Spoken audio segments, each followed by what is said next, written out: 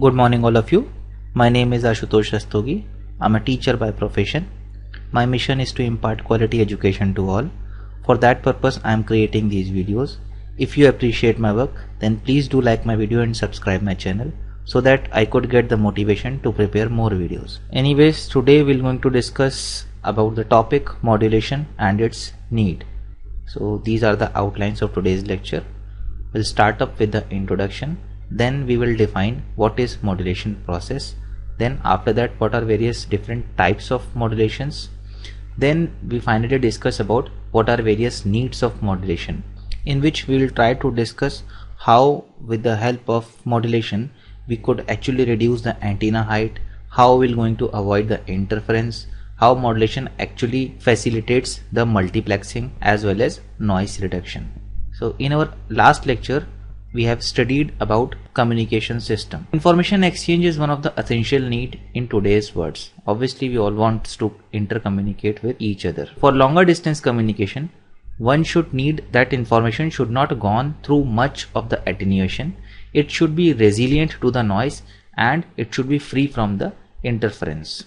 So the question arises, how could we modify our signal so that the effective communication can take place, or we could say that the information that we actually wanted to transmit, it should not gone through too much of attenuation and it should combat the effect of noise as well as interference could not provide its negative effect on our information. So the answer is modulation.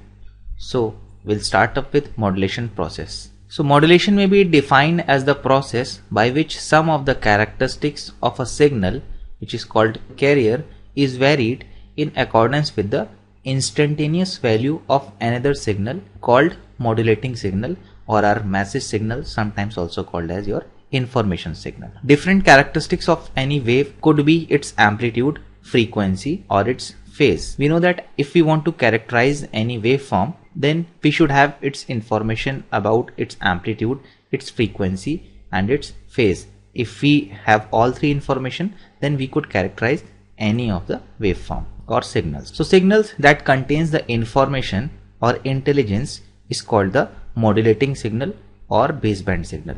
So this is basically your information carrying signal that we wanted to transmit from one point to another point. A typical carrier signal could be any sinusoidal signal whose frequency is greater than the modulating signals. Generally, the frequency of carrier wave is greater than the frequency of your message signal. Why is it so? We'll try to answer this question in the later part of this lecture. So the signal resulting from the process of modulation is called the modulated signal. One should be familiar with various sort of keywords in modulation process. So what is the difference between modulated signal and modulating signal? Modulating signal is your message signal or information signal, and your modulated signal is the signal that you get after the modulation process. So now we'll discuss various types of modulation. So modulation is basically of two types. Number one is your continuous wave modulation and second one is your pulse modulation.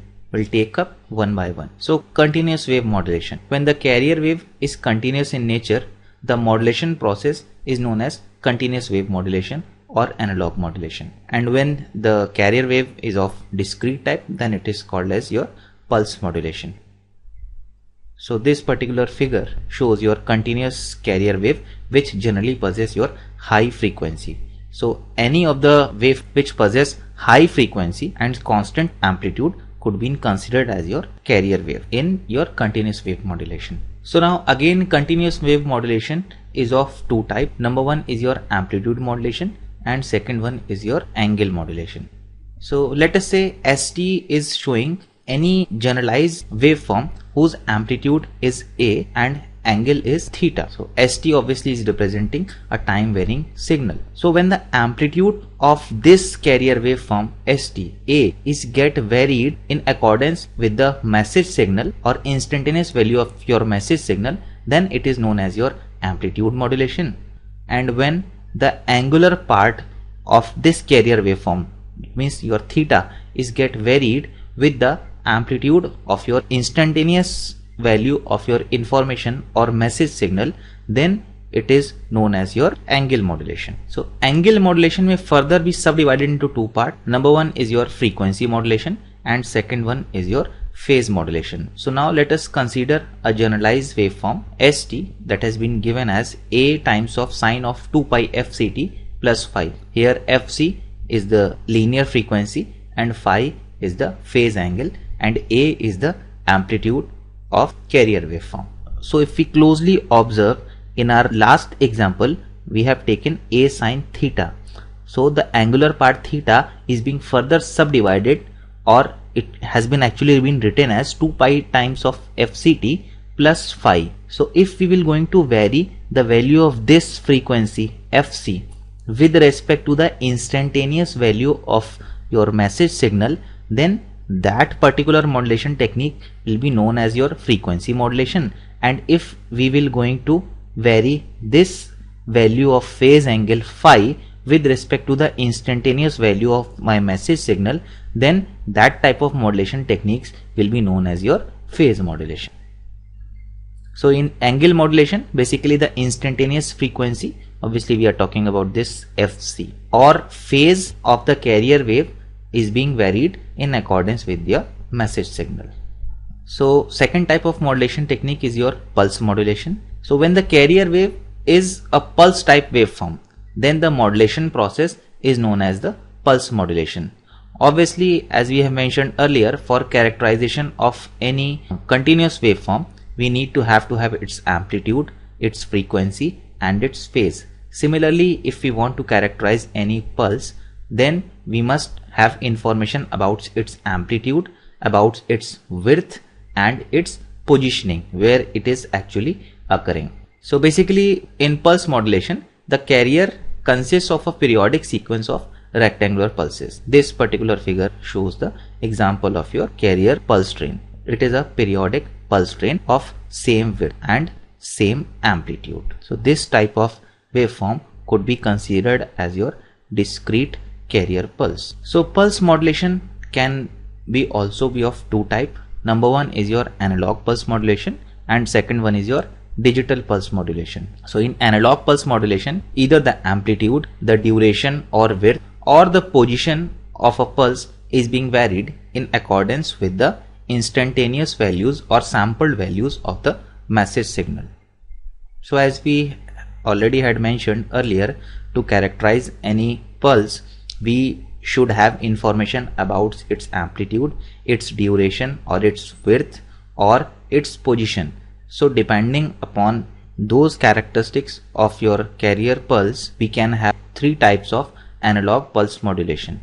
Number one is your pulse amplitude modulation. If we will going to vary or change the amplitude of my carrier pulse with respect to the amplitude of my instantaneous message, then that particular modulation technique is known as your pulse amplitude modulation. And if we are going to vary the duration or width of my carrier pulse with respect to the instantaneous value of amplitude of my message signal, then it is known as your pulse duration or pulse width modulation. And if we are going to change the positioning of my carrier waveform with respect to the instantaneous amplitude of my message signal, then it is known as your pulse position modulation system. The digital form of pulse modulation is known as the pulse code modulation. Obviously, all those types of pulse modulation systems, analog as well as digital, we'll study in greater details in our upcoming lectures.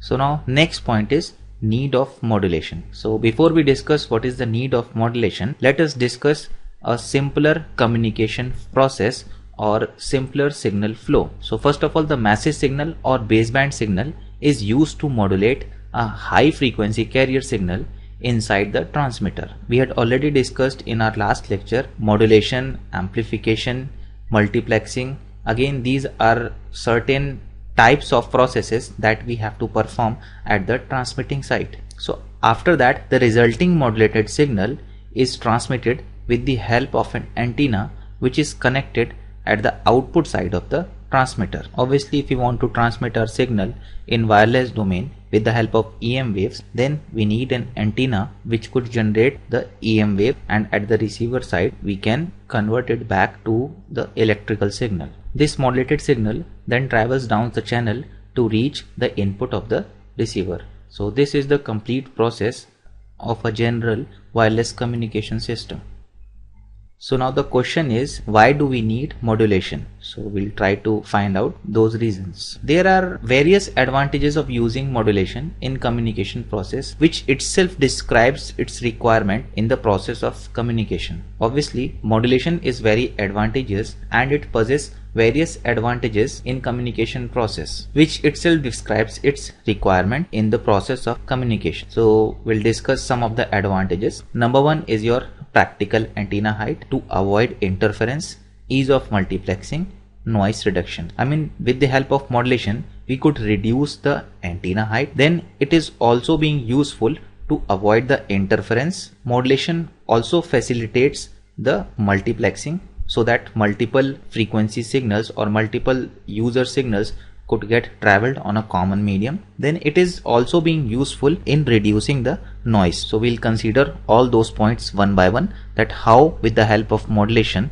we are achieving these advantages. So first one is your practical antenna height. So we already know that when free space is being used as a transmitting channel, obviously in wireless communication, if we try to interconnect transmitter and receiver with the help of EM wave, then the channel messages are transmitted as well as received with the help of antennas. For efficient radiation as well as the reception of the transmitting and the receiving antennas must have the length comparable to the quarter wavelength of the frequency used. If we are using any sort of communication system, what our first requirement is, anyhow we must have to transport maximum portion of the information to the receiving side of the communication system. It is worth to mention here that if we are using wireless communication systems, then the maximum power could be transported from transmitter to receiver if the antenna height of the receiving antenna is comparable to the wavelength of the transmitted signal.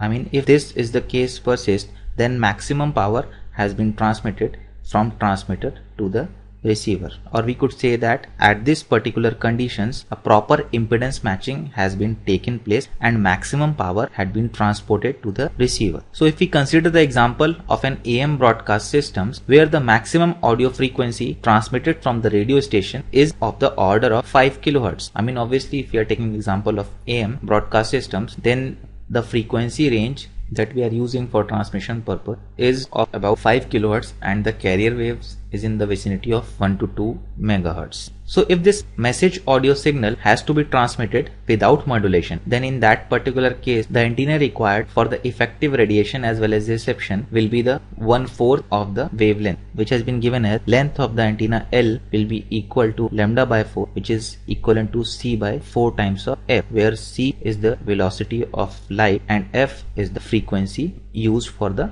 transmission, since we already know that C is equal to F times of lambda. So here we can calculate the value of L, which is equivalent to 3 × 10⁸ meter per second, which is the speed of light in free space. Then 5 kHz is the frequency of the signal and 4 as it is, which has been calculated as 15 × 10⁻³ meters, which is equivalent to 15 kilometers. So obviously the 15 kilometer antenna height is not so practical, which will be totally impractical to construct and install an antenna of a 15 kilometer height. So this height of the antenna can be reduced with the help of modulation techniques.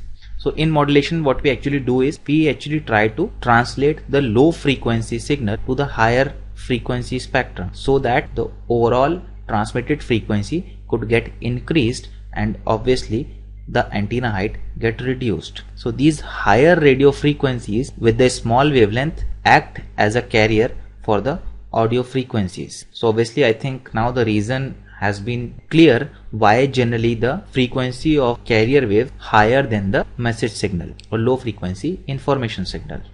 Thus the height of the antenna required is much reduced and becomes practical.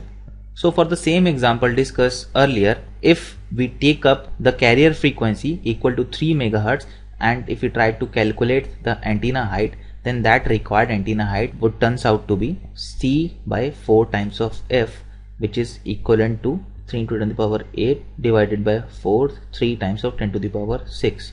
Since we are using 3 megahertz carrier frequency, that height has been evaluated as your 25 meters, which is very much lesser in comparison to the earlier one. Initially we'll be having 15 kilometer height of antenna, and now we have substantially reduced the antenna height equal to 25 meters. So this antenna height may be achieved practically. I mean, we could build up the antenna of 25 meter height. So next advantage is to avoid interference. So with the help of modulation, we could actually avoid the interference. So how we'll try to discuss it. In a particular common medium or channel, there may be several radio stations that broadcast the signal simultaneously. Obviously, there might be so many types of information sources or transmitters which are generating the radio frequency on the same frequency. So if we do not perform modulation, all these stations transmit audio or sound signals in the same frequency range, hence interference takes place. So obviously, if the transmitted frequencies of all those sources are same, then they could meet up at a common medium and they could interfere with each other, which could further leads in signal distortion, or in terms of reception, the signal quality will be highly degraded. So now, to limit the interference and keep the various signals separated so that they could not get interfere with each other, it is necessary to translate or shift them to the different portion of the electromagnetic spectrum. If we are in a state to do so, then we can probably in a state to force our transmitted signal that they should not gone through interference, or they should not interfere with each other. Hence each station is allocated a band of frequency, which in turn also overcomes the drawback of poor radiation efficiency at low frequency. So I mean, what we're gonna do is we're going to provide a different carrier frequency to each of the stations, so that after modulation each of the stations signals will actually get translated on high frequencies which are different, and by this method we could also overcome the drawback of poor radiation efficiency. What do you mean by poor radiation efficiency? Obviously, at low frequency, if you'll try to radiate the signal, then its radiation efficiency is very low. I mean, we actually transport very lesser power of the signal at the receiving side.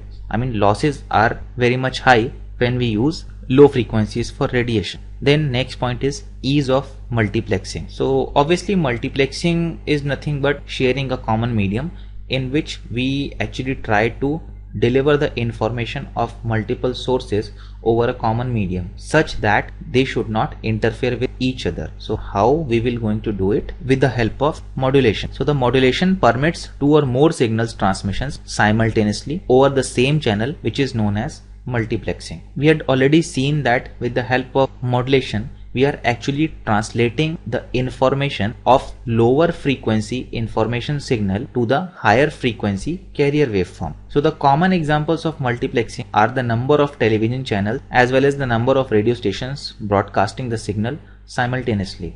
I mean, if we consider the example of cable television, we'll be having hundreds of video channels, but they all are being transported on a common coaxial medium. How is it actually possible? It is actually being possible with the help of modulation, as different video channels uses different carrier frequencies to transmit their signals.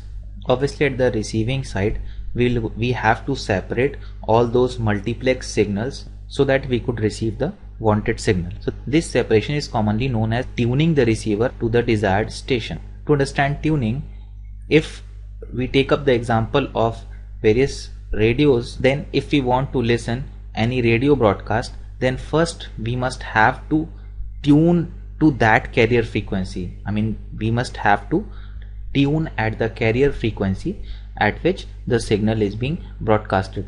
So in tuning process, the desired signal is selected at the same time and other unwanted signals are being rejected. So we basically use a band pass filter for this tuning process. Suppose if you want to tune a particular radio broadcast at 91.1 megahertz, then we must have to tune our locally generated carrier to that signal broadcast frequency. So next is reduction of noise. So noise is the major limitation of any communication system. Obviously it is an unwanted signal which we do not want that it should alter or degrade our signal's quality, but unfortunately it cannot be eliminated completely. But what we could do is, with the help of several modulation schemes, the effect of noise can be minimized. So how are you going to do that? We actually have to analyze various sources of noise. We typically have to characterize various sort of frequency bands where noisy signals are very prevalent. So we intentionally avoid those frequency ranges for the transmission of our communication system. So by doing this, we can actually reduce the effect of noise. These are the various references. Thank you very much for your patient hearing.